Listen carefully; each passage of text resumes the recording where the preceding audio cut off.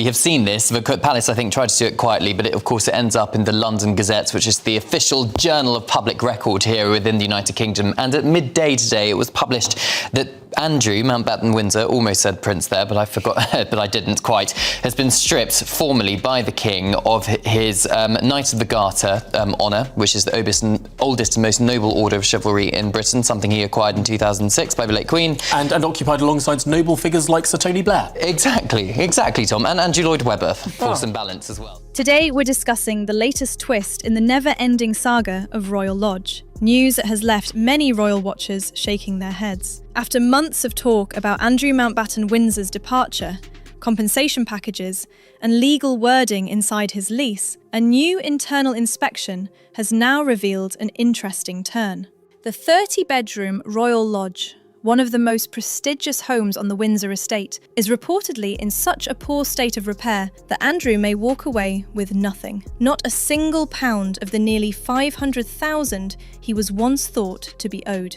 This revelation has raised a fresh set of questions. What exactly has happened inside Royal Lodge after 20 years of Andrew living there? Why was the condition bad enough that the Crown Estate has already warned Parliament that he will probably receive no compensation at all? Buckingham Palace has previously stated, His Majesty has today initiated a formal process to remove the style, titles, and honours of Prince Andrew. Formal notice has now been served to surrender the lease, and he will move to alternative private accommodation. Andrew is expected to relocate to a private property on the Sandringham estate. His ex-wife, Sarah Ferguson, who has also lost her Duchess of York title, is said to be making her own living arrangements. Let's start with the basics of the Crown Estate's findings. On the 12th of November, officials carried out an internal inspection inside Royal Lodge. This was the first stage of their assessment ahead of Andrew's expected departure. In a letter to MPs, which became public shortly afterwards, the Crown Estate said the property had significant dilapidations and repairs required. Their wording was very clear. They said that, in all likelihood, Andrew Mountbatten Windsor will not be owed any compensation for surrendering the lease early. This is a remarkable turnaround. For years, the figure that hung in the air was roughly £488,000. Under the lease he signed in 2003, Andrew could have been entitled to compensation if he returned the property in a good and well-maintained condition. Instead, the Crown Estate appears to have found the opposite.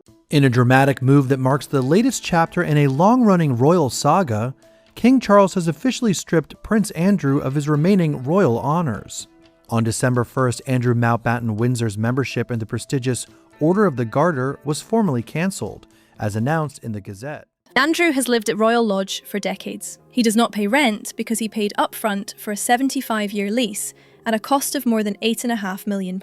Technically, the annual rent would have been £260,000, but he avoided that by making the upfront payment for renovation costs. For the past 2 decades, the arrangement was rather generous. The only fee due was 1 peppercorn a year, and that was only if requested. The Crown Estate stressed in their letter to MPs that the terms of the deal were fair and in line with market practice at the time. An architect approved the plans for renovation, and there were no suggestions of issues during the early years of Andrew's tenancy. So how did we reach a point where a 30-bedroom mansion with formal gardens, staff quarters, and historic interiors is now being described as dilapidated?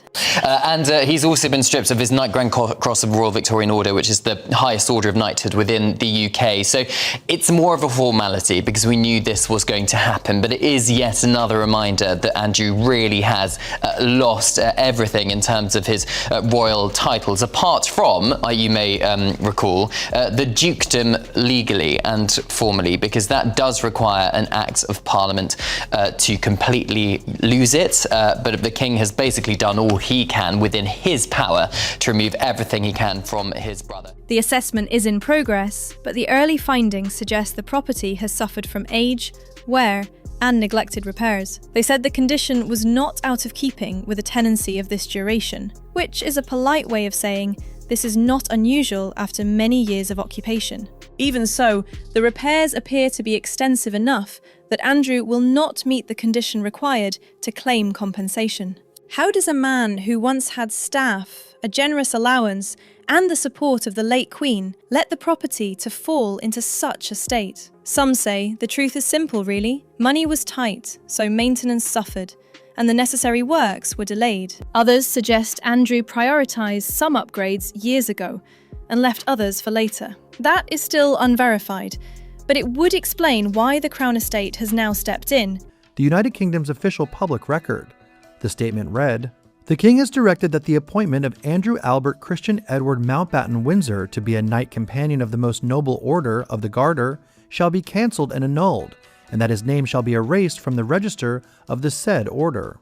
In addition, Andrew's title as Knight of the Grand Cross of the Royal Victoria Order was also annulled the same day. And will take responsibility only after he hands the keys back. Now I'd like to talk about the move itself, because there is still much controversy on the timeline. Despite earlier claims that he could be out by the end of this year, the most recent information suggests a slower process. Some say he is dragging his feet, but most agree that Andrew will relocate once a new home is ready. At the moment, that is expected to be late February. That is the first realistic window for him to leave. However, and this is where the confusion begins, the lease technically allows him to remain for almost another year if he chooses. The date often quoted is the 30th of October 2026. In theory, that means he could stay well into next year and possibly beyond, although very few people believe that will be the case. Other outlets have reported a planned exit in January 2026. It hinges on when his replacement property is ready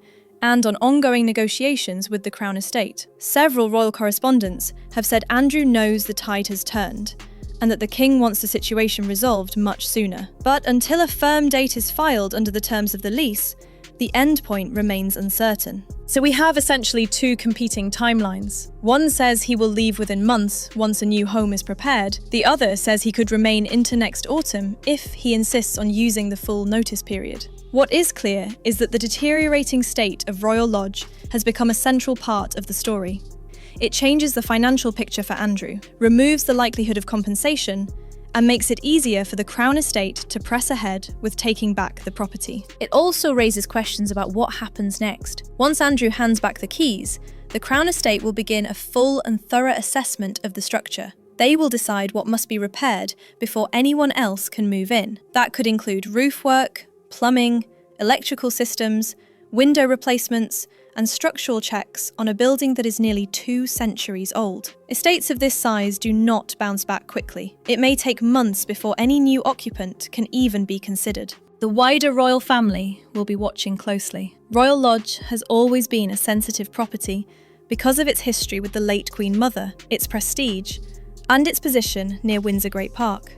The King has long preferred the idea of Andrew moving to a smaller home within Sandringham. That would reduce costs and bring a long-running dispute to an end. Whether that still happens in early 2026, well, we'll have to wait and see. Now, the focus is on the fact Royal Lodge is not in the condition expected under the lease. That alone explains why Andrew's hope for compensation has disappeared. It also strengthens the Crown Estate's hand as they move toward repossessing the property. This saga has been filled with twists, but this development might be one of the most costly for Andrew. He is still responsible for maintaining it until the day he leaves. The sheer cost of keeping Royal Lodge running will make your eyes water. Various reports have estimated that the minimum monthly upkeep for a property of this size sits well above £30,000. That includes staff wages, insurance, heating, security, and the constant maintenance required for an ageing 30-bedroom house with extensive grounds.